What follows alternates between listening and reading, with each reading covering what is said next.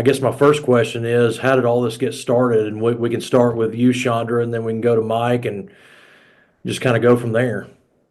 Sure. It actually started with an invitation to a reunion of players in 2016 from one of my former colleagues who was a anchor reporter. He ended up being in Birmingham, Christopher Sign. And Christopher had come here for an award ceremony at the university and told me, "Hey, I think you should be at this reunion." We set up a little camera when we did it one other time in Paris, Texas, but we really would like, Coach Stallings isn't getting any younger. We'd really like to see, would you be interested in just setting up some cameras, getting some good interviews, and then see what you want to do with it? And essentially, that's what we did. That Father's Day weekend in June, we set up cameras at all their different venues that they had set up for the reunion. They gave us permission. We got different releases from everyone, and we just documented that entire weekend and set up mini sets. And it kind of grew from there. We thought we would be doing a reunion documentary, and then Coach Stallings ended up having a heart attack and several strokes. And we're like, what do we do with this? I'd put together a website for all the players of their interviews, and they had that from the reunion. But Coach Stallings basically told us in 2018 when we met with him, he said, you know what? I still have a story to tell, even though he had went through a lot of health problems. Let's keep going. And so Michael and I were like, how are we going to do that? He goes, we'll figure it out. And that's essentially what happened. He gave us, a few names to get started. And one name led to the other, and we just kept going with the story. And it simply started with that invitation to document the reunion. And both of y'all are in media at the university, right? Yes. Michael primarily teaches sports, and that's his background, and mine is news. Okay. Michael, tell me about your role as, I guess you're an instructor, and tell us about your role at the university specifically. Yeah, so I'm an assistant professor in journalism and creative media, and I'm also chair of the department. We have about, about 800 students, undergrad and grad students, 40 faculty, and so I oversee all of them. I don't get to teach much anymore because I've got too many administrative duties. The other thing I do is the university has media properties that it owns, and the Digital Media Center, which is in the stadium on the third and fourth floor. And so they own WVUA TV, which broadcasts in the area, Alabama Public Radio, and then we have a production company called Center for Public Television. So I oversee all of those as well. So not much time for teaching anymore, unfortunately. I guess you know my man Keith Dobbins. I do know Keith. Yeah, he did a lot of work for us, and I assume he's hopefully enjoying retirement. He is. He used to have a TV show in Jasper, and my dad was always talking to him about that and needling him a little bit about having me on and things like that when I had my great playing career. So the other thing too that was interesting, Michael, is that I saw on the website for the documentary that you're a former Sooner. Are you a former Sooner? Are you still a Sooner? Well, I mean, I'm a Sooner in terms of fans. That's about it. I didn't play or anything. But yes, I mean, my allegiance is there first over anybody else. So I don't say that too loud. I try not to rub it in too much here on campus, although this past year, notwithstanding, we haven't fared that well against Alabama in recent years. So, but anyway, yes. So my heart's still in Oklahoma. I have I have cried as an adult over a football game maybe once or twice. And this is kind of an odd game to cry over, but it was the Alabama Oklahoma game in I think it was 2002 at Oklahoma. I'm like 25 years old, and I cried after that game. Um, and the reason for that was we'd won the SEC championship in '99, if you'll remember, and then I wanted us to be back so bad at the top level, and we clawed back that entire game, and then we had a fumble at the end of the game, and an Oklahoma player ran it in for a touchdown and won. I think it was 37-27, and I bawled my eyes out. We just weren't back. So. And then after the 2013 season, I don't mean to get off track here, but my history with Alabama, Oklahoma is a little bit, upsetting. But after in the 2013 game, as we were walking to the stadium, I lost two tickets. We had four guys going to the stadium in the Superdome, and I lost two of the tickets. And I thought one of my buddies was going to take a swing at me. We ended up having to buy two tickets on the way into the stadium, and then Oklahoma beat us again. So. Um, you know, it's my understanding that, as y'all have talked about, that, this thing, it came, the documentary kind of came about organically, but how did it start to synthesize once you started to kind of, as a writer, as a journalist, a lot of times if I'm starting the writing process, I'll kind of know what it's going to be about, but there's other times where you don't know what it's going to be about. And then the story kind of synthesizes. At what moment during this whole process, and I know it's been a long process for you guys, did y'all realize, hey, this is what the story is going to be about? And either one of y'all can answer that. Yeah, one thing too, I just want to mention, Michael said he was an assistant professor. He's an associate professor. Oh, You have to yeah. do the titles. He's a little tired from his Germany trip, so I just caught that. So anyway, and then Keith Dobbins has been a part of this journey too. So I worked with Keith when I was in Jasper at Walker College and VIP TV and that whole family that started that. But you know, I've always been a storyteller and I've always been a Gene Stallings fan, to be honest with you. I was in school when he was here. I remember meeting him, while I was in school, and I also volunteered at Rise. And so it wasn't that I kind of didn't know part of the story already, but it was really the players and what they were telling us about his influence on their life, and some of them that had special needs children, with intellectual abilities and physical disabilities. And so it really was the players who came out and just made it so much at that reunion about what an impact he had on their life.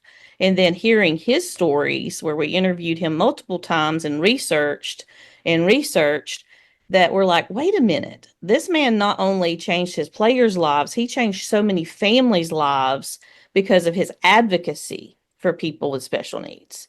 And it was that advocacy. A lot of people give him credit for starting Rise and the different Rise schools, but it wasn't that. It was he advocated for them and raised money for them. And then when Michael and I realized also about the influence of how those kids grew up and then went to these college adult programs where they can now get their degrees at Clemson Life and here at Crossing Points and Texas A&M. And I was listening to the Clemson president this week on the Today Show, and he and his wife said now there's over 380 programs like that at colleges around the country.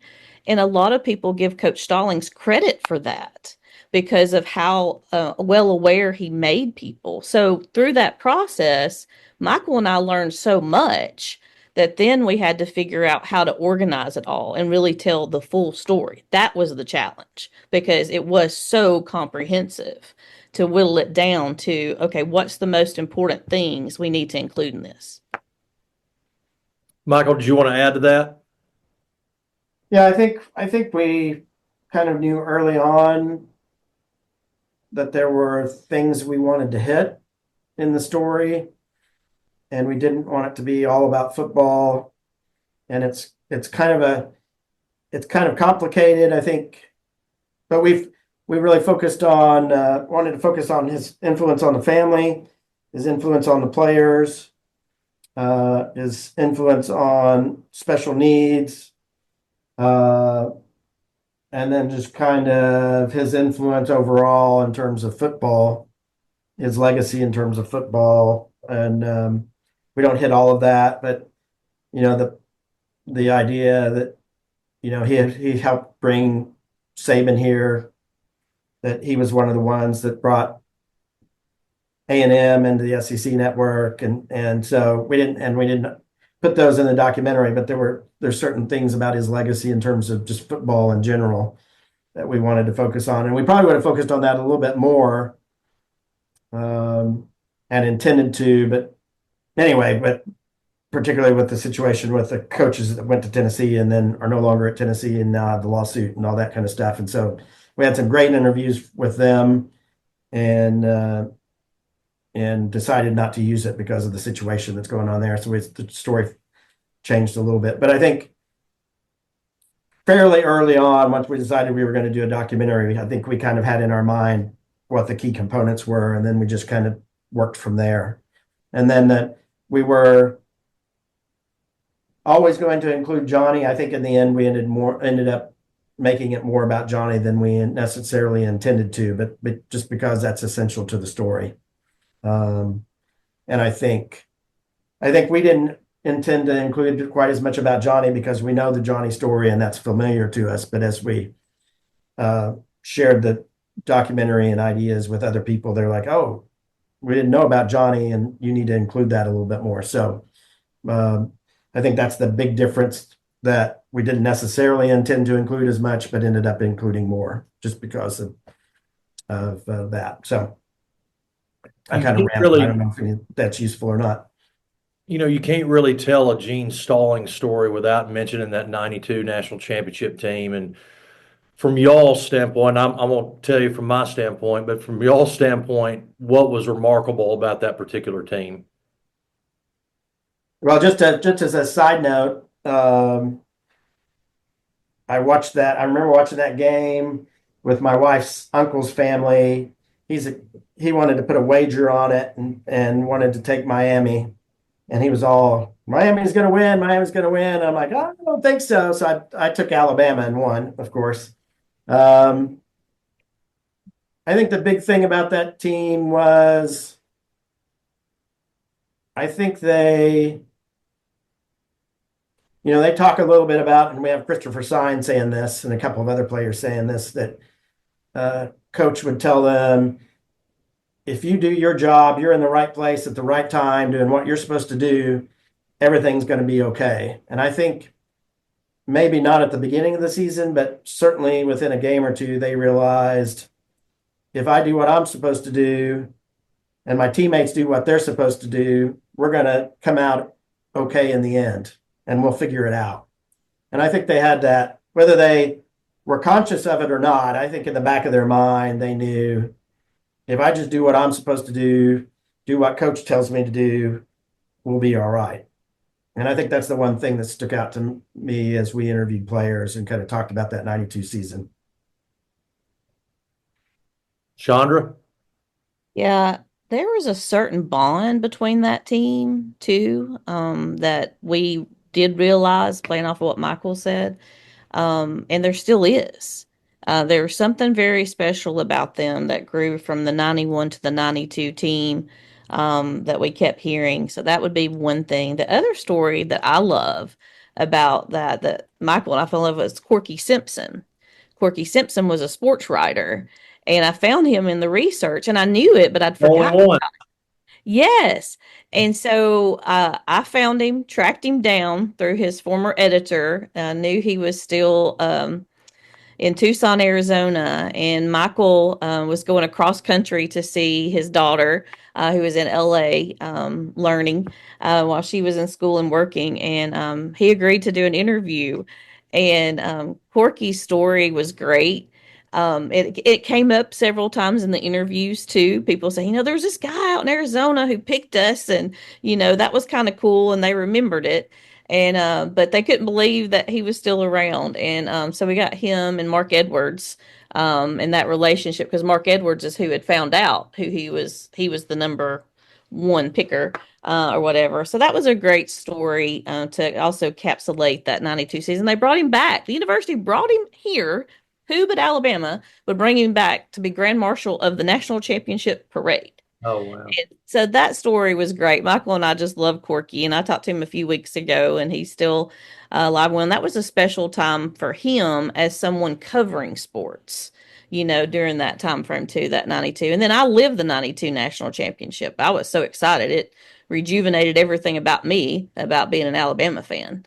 So I was at Walker College at the time and then transferred here that next year. So it was exciting for me to go see Jay Barker, signing autographs and be around some of the people, those players and stuff here on campus that you get to meet. To me, there's a very interesting psychology about how to overcome obstacles that maybe we can learn from this team. And when I think about Florida was such they were so good. I remember that 91 game. We go to Gainesville. I say we, I'm a Bama fan, but we go to Gainesville and we get beat 35 nothing. And then you turn around the very next season and who do you face in the SEC championship game? You face Florida. They're not as good as they were in 91, but you've got Shane Matthews as a quarterback. You've got Eric Rett, very, very capable. And just to be able to overcome that hurdle from losing the year previous 35 to nothing to beat Florida in the inaugural SEC title game, and then to turn right back around and you're just such an underdog, playing arguably the toughest, most intimidating football team over the last decade, and you're not intimidated by that. I think, and I've talked to several of the players, but Alabama knew what they had. They had confidence in their ability to get over the hump, get over those obstacles. Certainly, Florida was a familiar foe, but then being able to defeat Miami and not be intimidated by all the hype and the Miami buzz and things like that was very, very impressive to me. And the other thing too is just that um, it just seemed like, and again, I was 15 years old, 14 years old when this happened. But it seemed like an eternity since Alabama had won a national title. I mean, you think about 13 years, but then, 92 to 2009, that was 17 years. So kids that grew up in that era, it was even more of a wait, but it just seemed like it was forever. And then to have it on the culmination of the 100 years of Alabama football was extra special. And Bill Battle, he even talks about that, how that transition there when Stallings won the game, what it showed, about Bama's kind of back, and he was right in the middle until we got to Saban, and so that was also interesting too, because a lot of people, see the statues out here, but they don't even realize Coach Stallings is still alive. Mhm. And then also just what it meant for Alabama to win at that time. It had been such a long gap. And, Michael, being more of the sports guy, I would say, he kind of looked at that as so significant too, from how hard it is to win a national championship in general. But that gap in time was something we had to really capture too. Yeah, we weren't the premier program at that time. I mean, you had Florida State, Miami, Florida was very good, and it almost just kind of came out of nowhere. But when you look back on it and you look at the players and you start listing off, George Teague and David Palmer and Derek Lassick and Jay Barker and Antonio Langham, you start listing off the talent that was on that team. It really makes sense that they came away with a championship. All right, let's move on.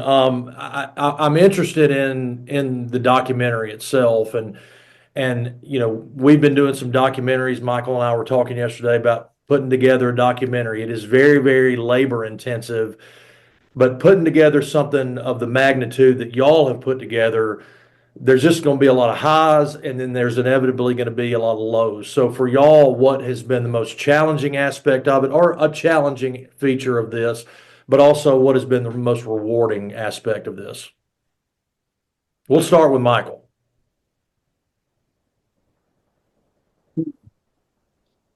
Um, I guess the most rewarding is just,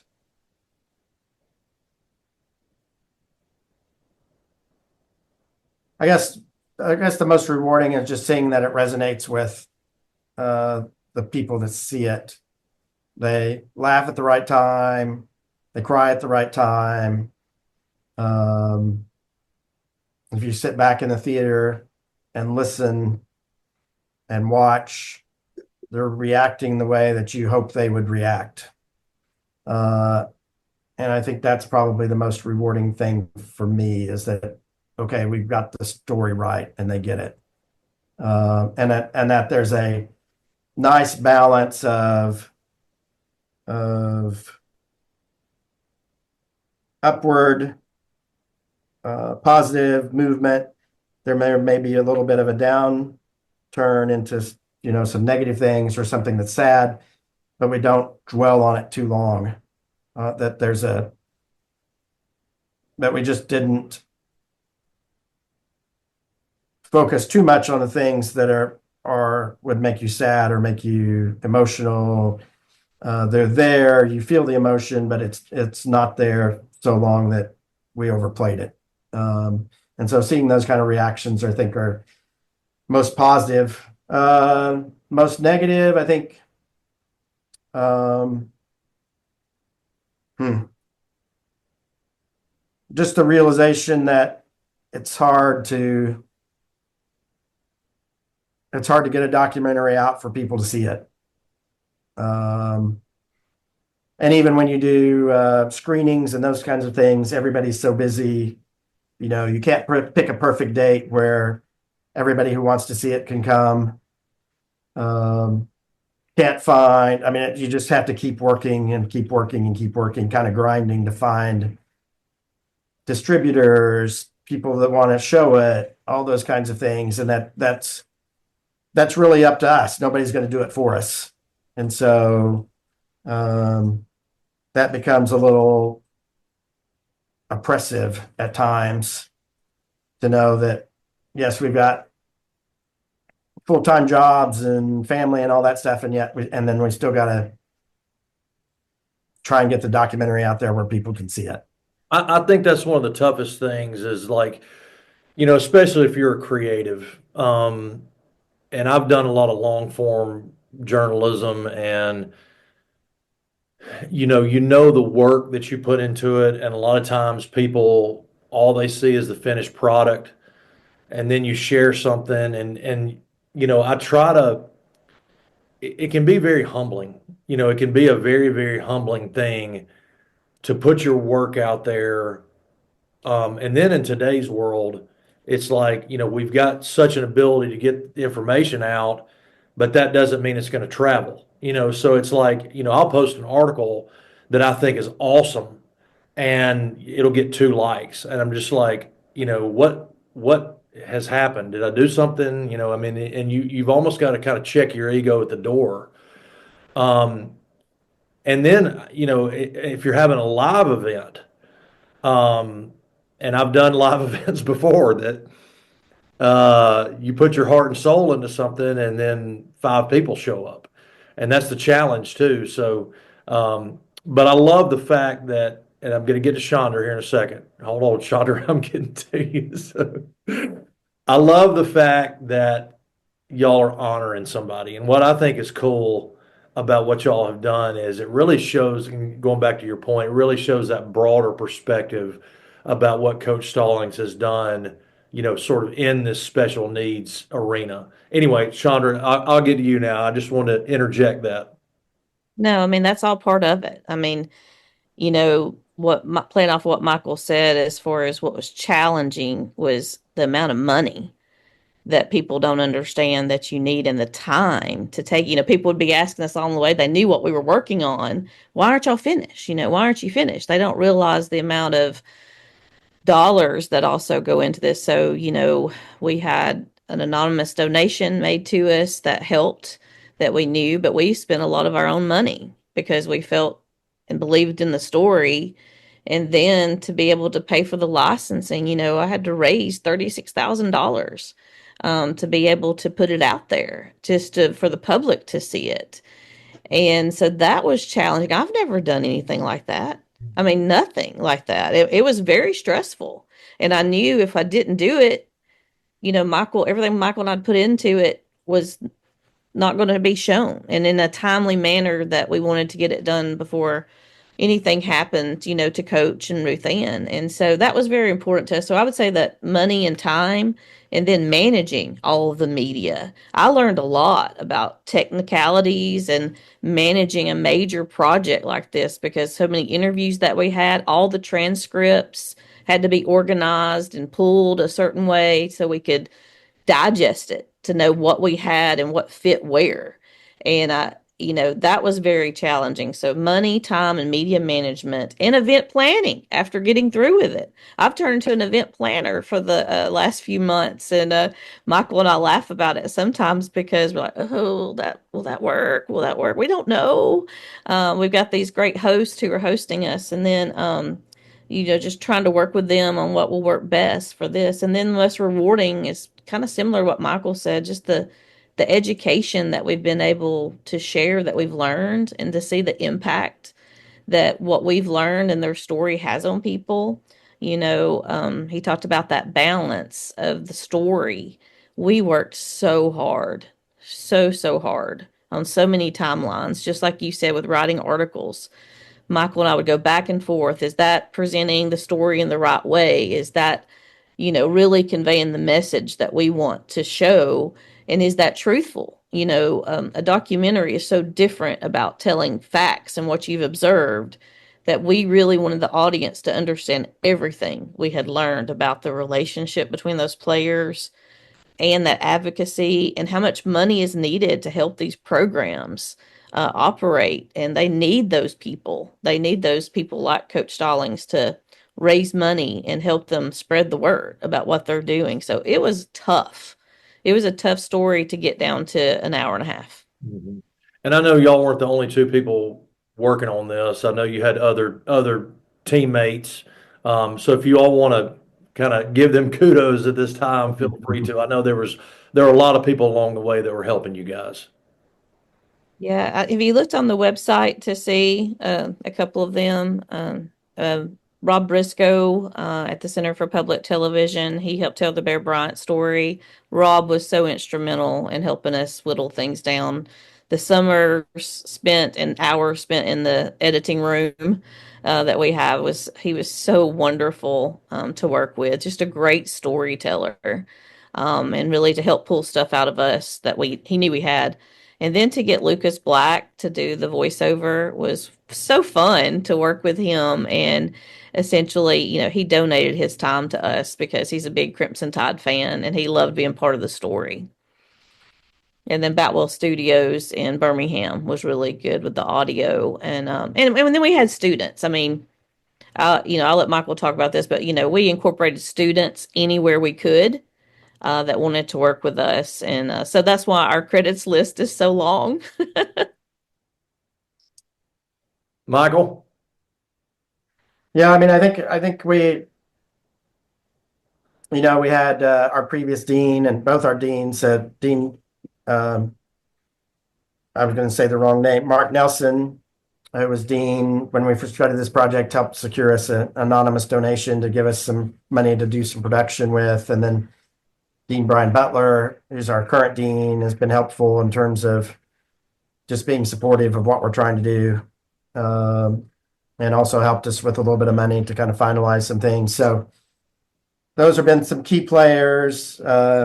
Dwight Cameron, who used to be on our faculty, was involved with the original shoot at the reunion that kind of got us started. And he was kind of good about encouraging us to keep going. So we did have a lot of help along the way. It's more than the two of us could do on our own. And so we're thankful for everybody who's kind of helped us along the way and made sure we kept going and got it done.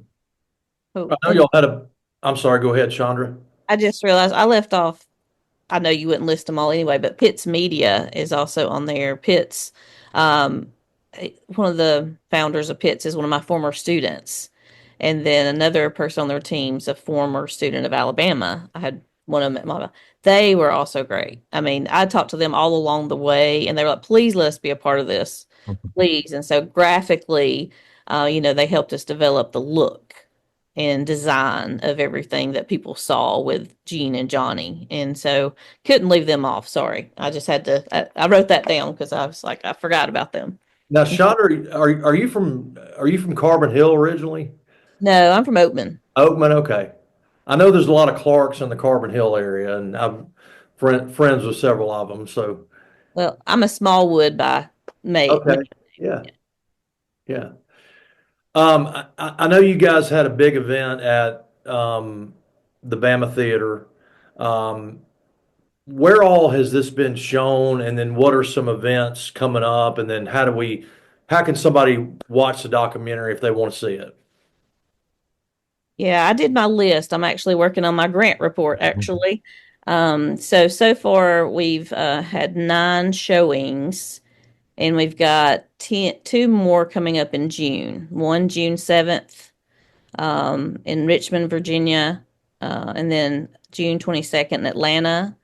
And then we've got a film festival too in July that will be showing it in Prairie View, Texas, at a film festival. So I've actually I hadn't even called it with Michael since he got back from his trip. I've actually talked to 2 or 3 more people while he's been gone about some other showings, and that's a constant conversation.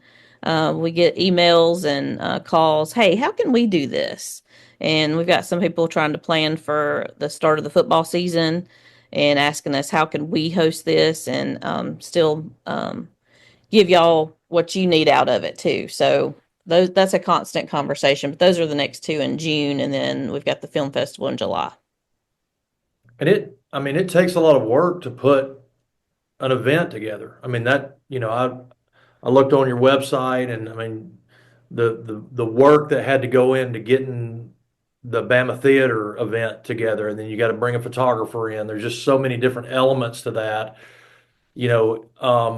How long do y'all plan on doing this? Is this in perpetuity, or is this, I mean, y'all just put more work on yourself. We've been trying to assess that actually. Yep.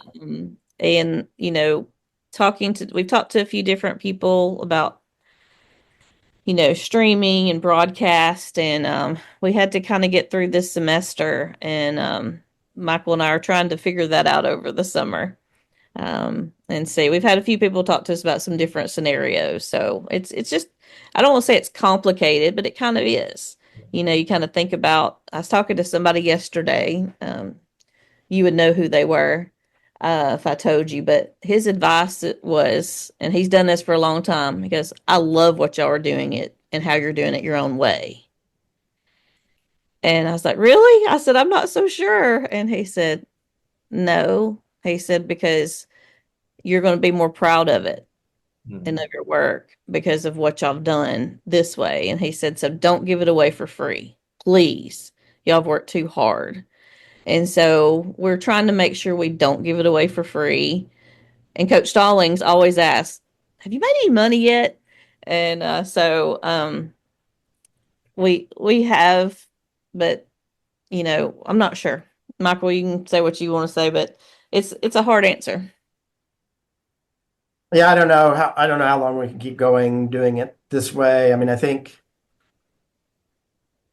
we're open to some more screenings around the country with the Alumni Association if they make sense. If we think we can get a big enough group together to make it worth our time. We've got it entered in lots of film festivals.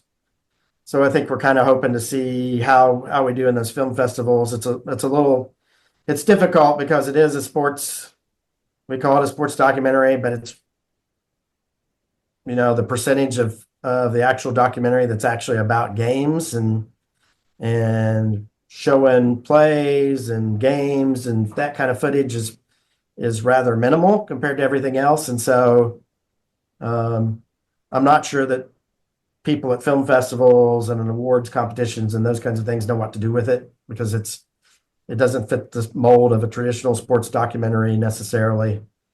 And so anyway, I think we should know beginning in the next few weeks, we should start getting responses from film festivals about whether it's getting accepted there or not. And most of those film festivals are in the fall. I think we're committed to letting the film festival system work itself out. We'll do whatever ones we get invited to if we can. And then I think probably in the fall, we're doing the film festivals in hopes that somebody who has the ability to distribute it and or money to help us pay the media rights and get it distributed sees it and wants to do something with it. I think that's our goal with the film festivals. And so we'll kind of reassess what we're doing and what we do with it probably sometime in the fall.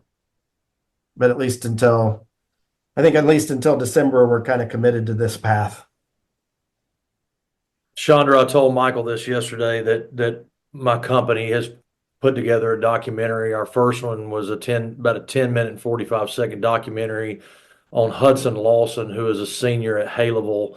He lost his mom to colon cancer in 2023. We're wrapping up another documentary on Yancey Young, who was a former baseball player at Summit and Christian who has lymphoma.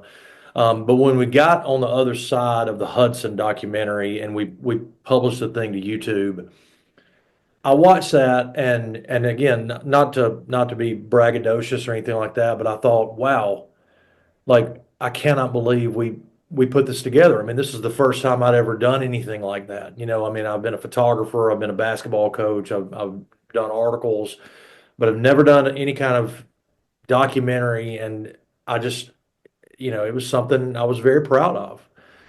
And did y'all feel that? I mean, like, this is the first time that y'all have gone down this road. And did you look back at that with a sense of pride and go, not to pound your chest, but just like, wow, I can't believe we did this. Yeah, I mean, working with Michael has been such a blessing, and we have kind of been a rock for each other through those challenging times. But like he said, when we got to the Bama Theater and got on stage and was through all the hoopla at the front, getting coached there and everything, and we went to go up on stage. I told Michael, I said, "What were we going to say on stage?" And I said, "Family." We wanted to talk and thank our family because everything we learned, our family supported us so much through this, and Coach Stallings' family supported us through this. The whole theme of the whole night was family, and that was very proud. Our families helped us decorate, helped us get to that point, and they had put up with so many trips from us being gone. So yeah, it was a very proud moment for it to roll and to hit play. And then, like Michael said, hearing people, that was probably the proudest moment. I was sitting, you know, with my family and people from my church who had supported us and knew everything. It was a very proud moment to get it to that point. Yeah, and I think, there were moments where I was really proud. I think for me, for the last few weeks and the last few months and the last few weeks, this has always been kind of a spiritual journey, I think, and a spiritual documentary. And so a few years ago, we had in our department, the folks that teach film and documentary had a director in from Hollywood who was speaking, and a student asked him, what's the difference between being a director of a documentary and being a director of a film, a narrative fictional film, and the director paused for a minute, and then he said, when you're doing a fictional film, the director is God. Whatever the director wants to do, that's what happens. And when you're directing a documentary, God is the director, and it takes you places that you didn't expect to go, and you get stories that you didn't expect to hear. And so I think, and that's what happened with this documentary. Why did it take 8 years? I mean, we've talked about some of the reasons that it took so long: COVID, dealing with all the attorneys in a couple of different situations. But I think also because we would interview somebody and they would say, "Oh, did you talk to this person? You really got to talk to this person." And then we'd talk to that person. And oh, well, you really got to talk to that person to get this other person to get this story. So, that's resulted in 150 interviews, and we can't get all that story in there. So I feel like throughout this process, God has kind of been directing us to get the story right. And so the reminder to myself is when I'm starting to feel proud, or I'm starting to think, why aren't more people coming to see this? And why am I showing this to 20 people, or whatever, is that this is not about me, this story. And that I don't need to be, it's okay to say, yes, I did it, and I'm happy that I've done it, but I don't need to get prideful about doing it. It's not supposed to be about me. And so ultimately, when I think in terms of distribution and people seeing it, if I really believe that God directed us to tell the story the way it's told, I've got to believe that ultimately He'll make sure that the people who need to see it are the ones that see it, and we'll figure it out. And so I think it's been humbling for me to try and take myself out of it and take my feelings out of it sometimes and just say, okay, it's going to work itself out eventually. And however it works itself out, that's what I'm going to be satisfied with. I love that. And just to be able to do something that's meaningful, because there's so much junk out there that is so empty. Um, and to be able to put something together, going back to what we said, that honors somebody and that's meaningful. I think that's just being able to do more work like that. That's what I want to do. So how do people connect to your website? Tell us how people can connect and keep up with what y'all are doing. Well, we do have social media platforms too, and actually, my daughter helped us a lot with that. She was here in school working on her MBA in marketing, and so I employed her to help us, and she's now employed by somebody else. We've been using those platforms very well, and I got to sit down and talk to Michael about a few things, and we need to kind of roll out. We've had a lot of other stories that we've talked about doing. We've talked about doing some podcasts to kind of pull in some of those stories that really didn't make it into the film. And the website is there for people to also share their do right stories. I've gotten so many emails from people talking about Coach Stallings' impact on them that I've shared some of them with Coach Stallings. We've got people that have written books that have said, hey, I want to send you this book so that y'all know about this story that's got Coach Stallings in it. So we're going to try to take a step back and kind of look at what else do we need to be sharing with people that's not in the film that we've been pushing so hard to get out there about how you can see it and some of that. So we want to kind of pull back a little bit and feed some of that content, just like you said. So from the website, they can kind of continue to take a look at what we're rolling out and make some changes. But it's so easier to do that through social media than the website. The website is always that landing page to hopefully get people somewhere else too. And that domain name is it Do Right Stallings? Is that right? Okay. Yeah. DoRightStallings.com. Okay. Well, y'all, I really appreciate your time today, and again, keep fighting the good fight. I know it is like we said, it's a very labor intensive thing, and it's easy to get discouraged when you put creative content out there, and I just want to encourage y'all, and I hope that this, people will see this video and be encouraged to go watch the documentary and then connect with you guys. Yeah, we hope so. We hope so that they will check it out and encourage us along the way. That's great. Thank you, Al. Yeah.